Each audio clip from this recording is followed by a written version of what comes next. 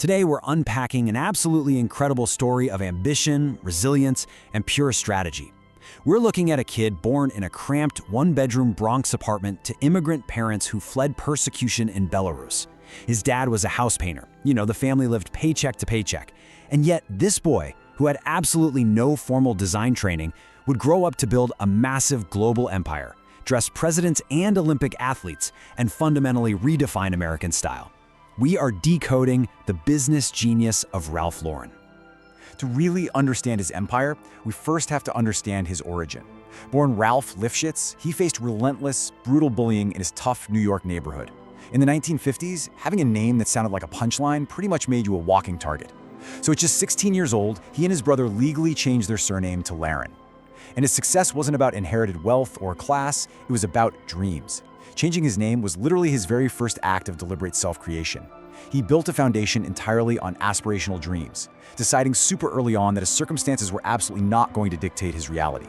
So how exactly does a boy wearing his older brother's hand-me-downs become the architect of a $10 billion global brand? I want you to look at this not just as a fashion story. No, this is an absolute masterclass in business strategy, branding, and completely unshakable self-belief. Okay, let's dive into this. We are going to track his rise through 5 critical stages: selling an aspirational dream, the power of no, systems over raw talent, architecting a lifestyle brand, and protecting the brand's soul. Starting with stage 1, selling an aspirational dream. After a brief stint in college and serving in the U.S. Army, which is actually where he learned the profound power of a uniform, Ralph landed a job as a sales assistant at Brooks Brothers. Now, this was the temple of traditional American menswear. He was broke, but he was incredibly observant. He realized a crucial business lesson right then and there. The wealthy do not chase fast trends. They buy quality, timelessness, and heritage.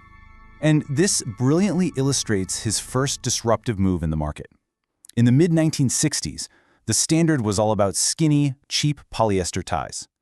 But one day, Ralph bumps into the 1930s film star Douglas Fairbanks Jr., who was wearing this stunning European-style suit with a wide, bold tie. Ralph was instantly inspired. He wanted to make ties that were 4 inches wide, using opulent, luxurious fabrics. He pitched it to his boss at a tie company and was basically told, the world isn't ready for Ralph Lauren. But Ralph knew he wasn't just selling fabric, right? He was selling confidence, elegance, and a highly distinctive identity.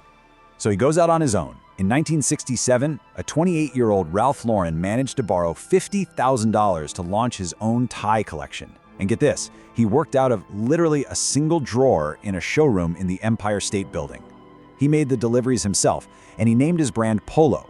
Now, what's really fascinating about this is that Ralph had never even been near a polo match, but the name instantly conjured up this fantasy of aristocracy, weekend estates, and high society. It was brilliant, aspirational marketing before that term even really existed. That brings us to our second stage, and a pivotal early crisis in his career: the power of no. At this point, Ralph and his wife Ricky are living in a tiny apartment right below the L train in Manhattan. The trains rumbled overhead, shaking the walls constantly. They had zero savings. Ralph was utterly desperate for a major breakthrough to legitimize his brand. And that breakthrough seemed to arrive when he actually secured a meeting with Bloomingdale's, which was the hottest department store in America at the time. The buyers loved his ties. They wanted to feature them prominently. But there was a catch. They gave him an ultimatum: make the ties narrower to fit current trends and replace your Polo label with a Bloomingdale's label. They told him, look, this is just how the business works. Imagine the pressure here. He's broke, and this is the deal of a lifetime. But Ralph completely refused to compromise his vision. He walked right out of that meeting. He later recalled that he felt like his legs were literally going to crumble beneath him. For 6 agonizing months, he scraped by, selling to small stores while that L train just kept shaking his apartment. But then, Bloomingdale's called back. They couldn't find ties like his anywhere else. They totally caved. They agreed to his terms: the wide ties stay and the Polo label stays. Within 6 months, Ralph's ties generated a massive $500,000 in sales. By 1969, his unshakable stance earned him the first ever dedicated designer boutique inside the store. His absolute refusal to bow to industry norms is what built his empire's foundation. Which brings us to stage 3, systems over raw talent. By 1970, Ralph had expanded into full menswear and won his first Coty Award, which is the industry's highest honor. The brand was growing incredibly fast, but Ralph was about to face a completely different type of threat altogether: operational collapse. See, he was so focused on the creative vision that business fundamentals like inventory, shipping, and logistics were completely failing. The company was hemorrhaging money and vendors weren't getting paid. So the crucial point here is how he responded. Ralph took his entire life savings, $150,000, and injected it right back into the company just to keep it afloat. He realized the hard way that artistic vision isn't enough on its own. An empire needs discipline. He ended up saving his company by admitting his own weaknesses. First, he recruited Peter Strom, an operations expert, giving him a 10% equity. Second, Strom switched the company's model over to licensing deals. Third, and honestly most importantly, this freed Ralph up to focus entirely on what he did best, designing beautiful things and marketing them brilliantly. He built a powerful, self-sustaining system right around his own talent. With the business finally stabilized, Ralph was ready for stage 4, architecting a lifestyle brand. He was about to leverage his success to do something no American designer had ever done before. He wasn't just going to sell clothes anymore, he was going to create a comprehensive, immersive world. In 1971, he opened the first standalone store on Rodeo Drive. That was a revolutionary concept at the time. In 1972, he launched the iconic mesh polo in 17 different colors, which ended up giving women entering the workforce a uniform of authority and elegance. By 1974, he was designing costumes for The Great Gatsby, completely cementing his cultural authority. And in 1978, he launched men's and women's fragrances simultaneously. He was moving so fast, exporting an identity that perfectly bridged Hollywood glamour with everyday American accessibility. His world building became incredibly vast. When he pushed into home furnishings in 1983, critics actually mocked him. They were saying, designers make clothes, not lifestyles. But Ralph offered over 400 different paint colors alongside bed linens and furniture. He understood consumer psychology far better than the critics did. His customers were buying into a fantasy, and that fantasy needed to extend from the clothes on their backs straight to the paint on their living room walls. And this brings us to our final stage, protecting the brand's soul. Let's fast forward through decades of massive success, where Ralph became the best-selling designer in the world, took the company public, and became a major philanthropist, even donating hundreds of millions to cancer research after surviving a brain tumor himself. But then, an existential corporate crisis hit in 2015. The very strategies that built the brand were now tearing it down.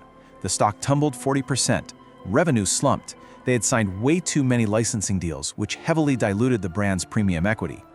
Outlet stores were everywhere, making the logo feel way less exclusive. Wall Street was in a full-blown panic. In a shock move, Ralph handed operational control to Stefan Larsson, a fast fashion executive. But honestly, it was a disaster. Larsson lasted just 20 months because Ralph, fundamentally, could not surrender creative control of his life's work. So Ralph found a new partner in 2017, Patrice Louvet, a veteran from Procter & Gamble. This was exactly what the company needed. Louvet brought strict business discipline, while a special clause ensured Ralph retained absolute final say on all creative decisions. Together, they executed a tactical masterstroke. They pulled out of discount outlets by 40%, they aggressively cut excess inventory, they stopped chasing fast trends and refocused entirely on their core, timeless classics, while heavily investing in digital luxury. And the result? By 2024, annual revenues hit a massive $6.6 billion. The direct-to-consumer business thrived, adding millions of new customers. The stock more than doubled from its crisis lows.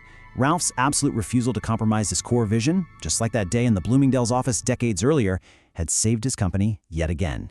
This dynamic right here is the true core of his business genius. We can call it the Lawrence strategy. He figured out exactly how to make expensive clothes feel accessible and accessible clothes feel expensive. He created a brand where a Wall Street executive and a hip-hop artist could wear the exact same polo logo and both feel intimately connected to an aspirational club. He transcended class boundaries by selling membership to a dream. Today, Ralph Lauren boasts a net worth of around $12 billion.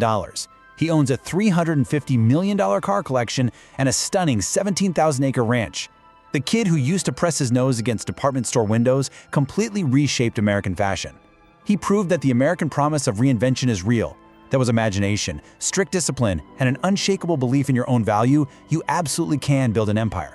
Which leaves us with this final thought for you to take away today. Ralph Lauren looked at his circumstances and decided they would not define what was possible. He didn't sell fabric, he sold a vision of a much better life. So as you apply these lessons of branding, resilience, and operational discipline to your own journey, ask yourself, what dream will your business build?